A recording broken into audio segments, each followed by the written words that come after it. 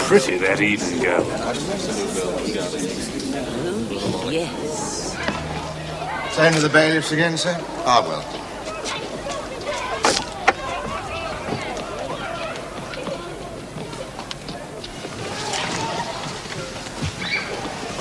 Miss Eden?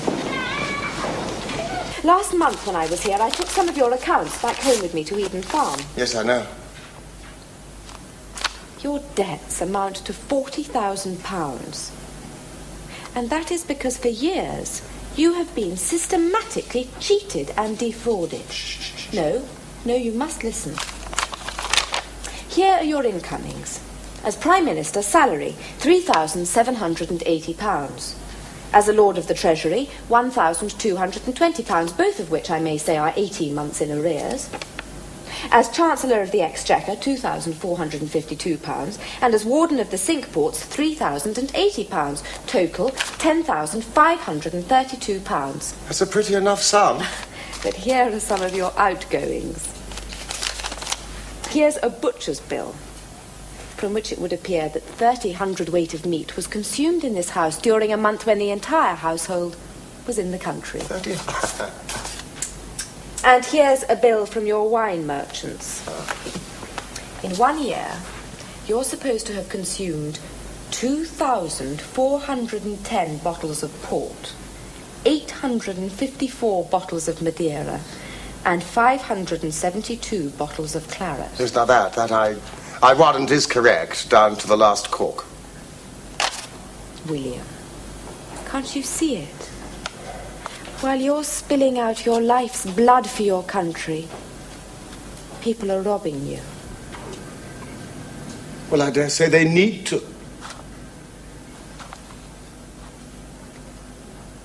But twice the City of London have offered you an outright gift of £100,000 to remove all worries of this kind, and twice you have refused it. Why? Because I have to remain completely independent, beholden to no one, answerable only to my country. Now, please, Eleanor, I do not want to talk about this anymore.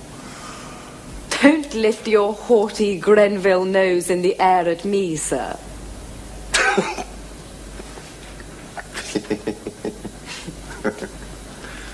I still can't come down to the country this weekend. Oh, but you need the country. Oh, William, you look so tired. Well, you're so much better when you're in the country, you know you are. Could you not just as well fight Napoleon Bonaparte from your house at Holwood? It just so happens to be 5 miles away from your home at Eden Farm. You know, when we first met again 2 months ago, I used to go down to Holwood at weekends. And at still midnights, I used to look out of my bedroom window and fancy that I could see your window shining through the trees 5 miles away. You cannot imagine how wonderfully, strangely that affected me. It was such a comfort. Well, then. The struggle can only be directed from the seat of power. Here. At number 10 Downing Street. Now, Miss Eden, I'm sending you and your maid back to your family. So soon? Yes.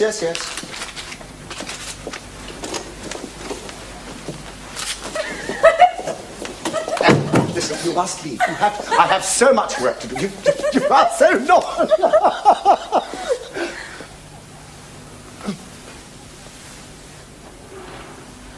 Oh, Eleanor. Oh, my dear. This is primal idiocy. Why idiocy? Oh, my dear child. I'm a woman.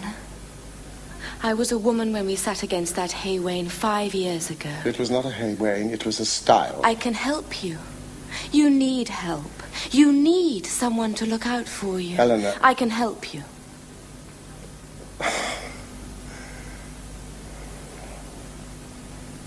Undoubtedly.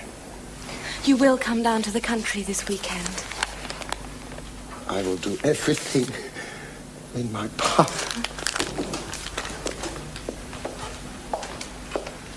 If you please, Prime Minister, Mr. Charles James Fox to see you. I put him in the study.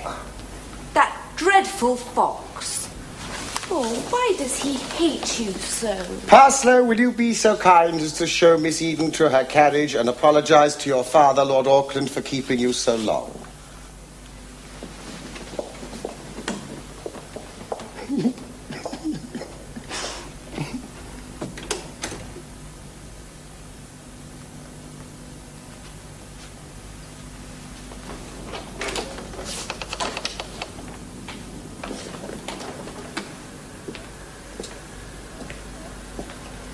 Mr. Fox? Mr. Pitt? The Iliad. This passage. Hecuba's speech on the death of Hector. Why is it marked? Well, my father, Pitt the Elder, had me read it to him on his deathbed. Ah, woe is me.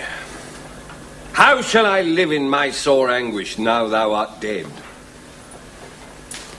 Thou that wast my boast night and day in the city, and a blessing to us all, both to the men and women of Troy throughout the town, whoever treated thee as a god.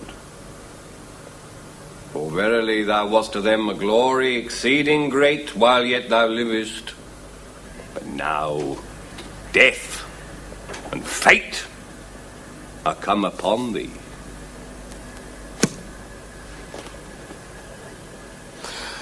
Why do you suppose he asked you to read that to him, Mr. Pitt?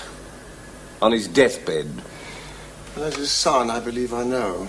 As a stranger, I find it impertinent of you to speculate. Impudence is my forte, you know, Mr. Pitt. I suggest his purpose was to impress upon you the transience of all power. Say what you have to say. I came to warn you that should you raise the tax upon incomes to threepence in the pound, as you propose, I shall bring your administration crashing down around your ears. Napoleon will not be kept at bay with painted soldiers and cardboard ships, Mr. Fox. Liberty must be paid for. I shall oppose you. Every step of the way. You will tread upon flints. Mr. Fox, I do have enough enemies abroad without more at home. Is that all the help you have to extend to me? If so, please be gone to your mistress, Mrs. Armitage, and vex me no more. Ah, well, if the topic is to be mistresses, sir. Oh, no, well, I'm... Well, sir, we know what we know. You know nothing. That is why you speak in riddles. I know the company you keep gets younger every day. And rumour has it that even the lass has been admitted within these portals.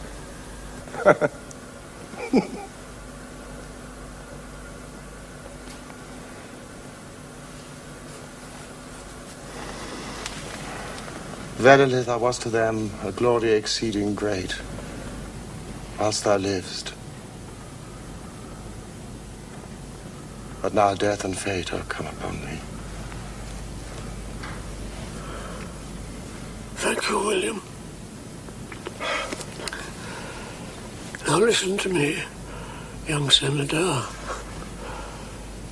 The day may not be far hence when you are going to have to take over the government of this country. Oh, Father. Father, I'm not even yet in Parliament. Don't argue with me. A man in my extremity has no time to be contradicted. But how... The only man of any ability in the Commons is Charles James Fox. But King George cannot abide him, and he is a dissolute libertine to boot. You will be needed. And I thank God that you take after your mother's side. A Grenville, rather than a Pitt. An icy heart and judgment will be needed to set this poor country to rights. Father, I'm not a Grenville. I am a Pitt. But your bearing, Your calculation, your every action. Studied under your advisement. Ever since the Winchester lesson.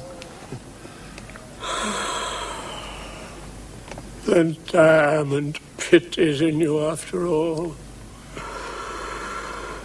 Do you suffer from interludes? Do you? Not in the way you do. The mind can always be controlled with...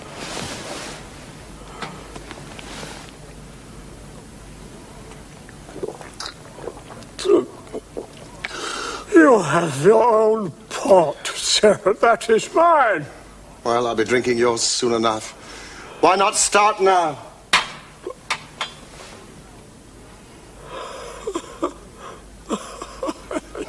You'll do, sir.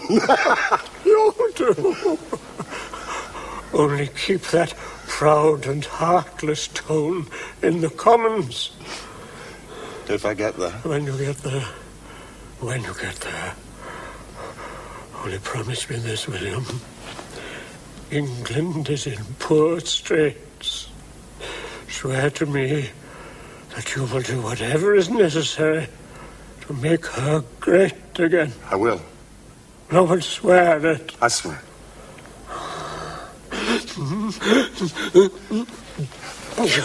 Doctor! You confound the doctor. This is England's business we are about. It is pit business, too. There is something else I want you to promise me. Yes. Promise me that should you find Diamond Pit powerful in you, you will not perpetuate him. No children, William. There must be no children. No, Father, I cannot think you know what you ask of me. I know very well what I ask of you. The blood is a greedy blood. It feeds grossly on genius. Would you have the Pitt family dribble out in a trail of dolts and idiots? Swear to me that you will not let it happen, at whatever sacrifice to yourself. Yes. No, but swear it. I give you my solemn oath. Oh.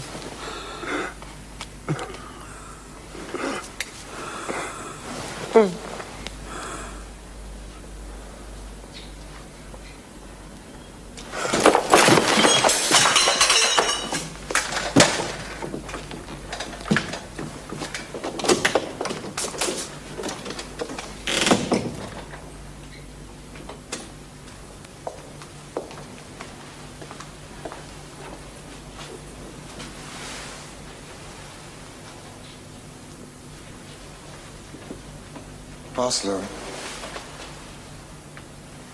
What, Prime Minister? How long have we known each other? Well, it's been 14 years in this house. Your legal chambers previous. And university before that. Would you say my temper has deteriorated in that time? Well, not so you'd notice. You've always been partial to your outbursts. Outbursts? Is that what we're calling them now? Well, kicking over the traces. Your interludes, as one might say. They never seem to alarm you. Oh, bless you, no, Prime Minister. Well, your father, his lordship, was just the same before you. King George has gone mad again and is strapped down in Dr. Willis's patent restraining chair, swearing lurid English oaths. Ah, you think the king's mad? He certainly held a prolonged conversation with a tree in Windsor Great Park last week under the impression that it was a relative. Having seen some of his relatives, I'm hardly surprised. Oh, Eleanor. Are these attacks of his really madness? Or does he simply wish to terrify us with the prospect of the Prince of Wales as regent? What a perceptive child you are. William Pitt. If you call me child once more,